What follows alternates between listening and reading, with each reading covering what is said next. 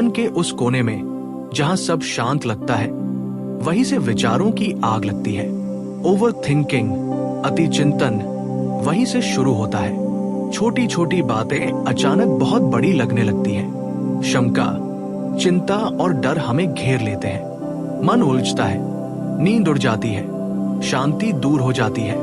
इसके साथ आते हैं नकारात्मक विचार, खुद को लेकर, दूसरों को लेकर और भविष्य को लेकर।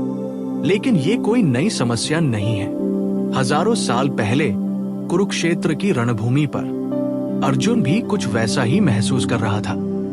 शारीरिक रूप से मजबूत लेकिन मानसिक रूप से टूट चुका, संशय, भय और विचारों के जाल में उलझा हुआ। और तब कृष्ण ने उसे तलवार नहीं दी, नहीं कोई योजना, उन्होंने उसे दिया ज्ञान। भगवद गीता सिर्फ एक धार्मिक ग्रंथ नहीं, बल्कि मानसिक शांति और आत्म प्रबंधन की गहराई से भरी किताब है। आइए समझते हैं कैसे गीता हमें ओवर थिंकिंग और नकारात्मक सोच से बाहर निकलने में मदद करती है। श्री कृष्ण कहते हैं, ये स्वीकार करें कि मन स्वभाव से ही चंचल है। चंचल ही मनः कृष्ण प्रमाथि बलवत् दृढ़म्, तस्याह निग्रह मन्ये वायोरिव सुदुष्करम्। अर्जुन श्री कृष्ण से कहता है, हे कृष्ण, मन चंचल, बलवान, हठी और अस्थिर है। इसे नियंत्रित करना वायु को रोकने जितना कठिन है। यह श्लोक बताता है कि ओवर थिंकिंग कोई आज की बीमारी नहीं है, यह मनुष्य की प्रकृति का हिस्सा है। हमारा मन हर पल इधर उधर दौड़ता है। क्या होगा, क्या बोलूं, अगर ये गलत हुआ तो, और इसी में हम फंस जाते हैं। श्री कृष्ण जवाब में कहते हैं, अभ्यासेन तु कौन्तेय वैराग्येन च गृह्यते। मन को अभ्यास और वैराग्य से वश में किया जा सकता है।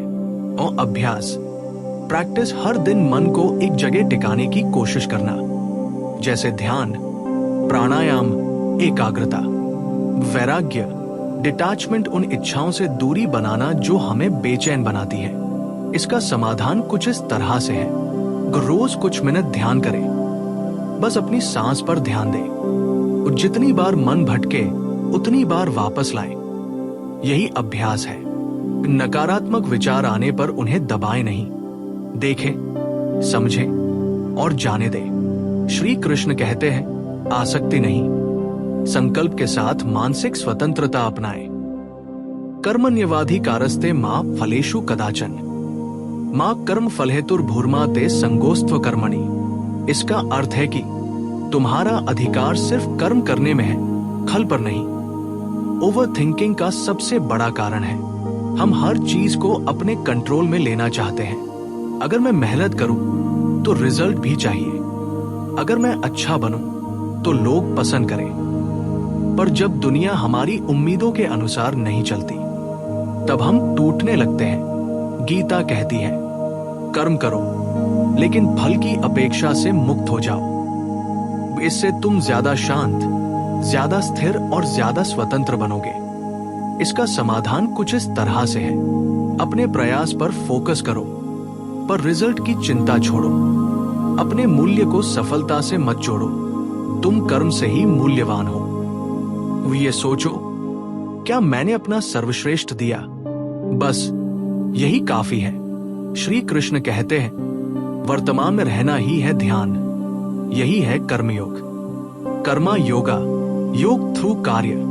श्री कृष्ण अर्जुन से कहते हैं, जो व्यक्ति निष्काम भाव से अपने कर्तव्य में रत रहता है, वही योगी है। ओवर थिंकिंग तभी बढ़ता है जब हम या तो भूतकाल में पछताते हैं या भविष्य को लेकर डरते हैं। पर जीवन का सच एक ही जगह पर है, वर्तमान में। कर्मयोग का मतलब है पूरी उपस्थिति के साथ कर्म करना, बिना फल की चिंता के, बिना भूत या भविष्य के बोझ के। वर्तमान में जीने से मन भटकता नहीं, चिंता कम होती है, कार्य में अधिक आनंद और शांति मिलती है।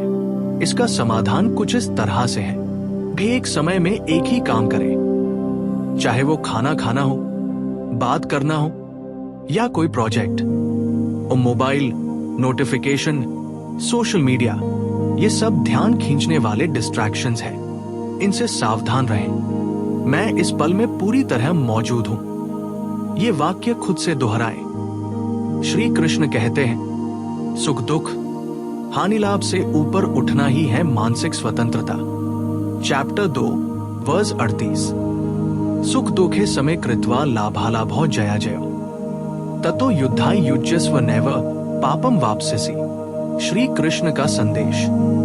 सुख दुख हानि लाभ जीत हार इन सब को समान भाव से देखो, फिर अपने धर्म के लिए युद्ध करो। ओवर थिंकिंग और नेगेटिव थिंकिंग क्यों होती है? क्योंकि हम हर चीज को दिमाग में तौलते हैं। क्या ये अच्छा था? क्या मैंने गलत कर दिया? अगर मैं हार गया तो क्या होगा? क्यों मेरे साथ ही ऐसा होता है? श्री कृष्ण हमें स्थिरता का मार्ग दिखाते हैं। दुनिया बदलती रहेगी, तुम स्थिर रहो। जब तुम खुद को हर परिस्थिति में एक समान भाव से रख पाते हो, तब मन तुम्हारा गुलाम बनता है, वरना तुम उसके गुलाम बन जाते हो। इसका समाधान कुछ इस तरह से है। किसी अच्छी या बुरी स्थिति में अपने रिएक्शन को देखो। क्या तुम हिल गए, टूट गए, बहुत उत्साहित हो गए? इन सब में साक्षी बनो, एक शांत दृष्टा। उज्जीवन की हर लहर को पार करो, लेकिन उसमें बहो मत। ओवर थिंकिंग और नेगेटिव थॉट से बाहर निकलना संभव है, लेकिन इसके लिए आत्म अनुशासन और गीता की दृष्टि अपनानी होगी। मन को समझो, दोष मत दो, वर्तमान में जियो, भविष्य में मत उलझो। कर्म करो, कल की चिंता छोड़ दो और खुद को हर दिन थोड़ा बेहतर समझने की कोशिश करो। श्री कृष्ण का ज्ञान सिर्फ युद्ध के लिए नहीं था, वो हर उस व्यक्ति के लिए है जो अपने ही मन से लड़ रहा है। भगवत गीता हमें सिखाती है, मन को जीतना बाहरी दुनिया को जीतने से भी बड़ा युद्ध है। अगर आप रोज अभ्यास करें और थोड़ी एकाग्रता और थोड़ी स्वीकृति, थोड़ा वैराग्य और थोड़ा वर्तमान में जीने का अभ्यास, तो ओवर थिंकिंग और नेगेटिव थॉट्स केवल समस्याएं नहीं रहेंगे, वे आत्मज्ञान की सीढ़ियां बन जाएंगी।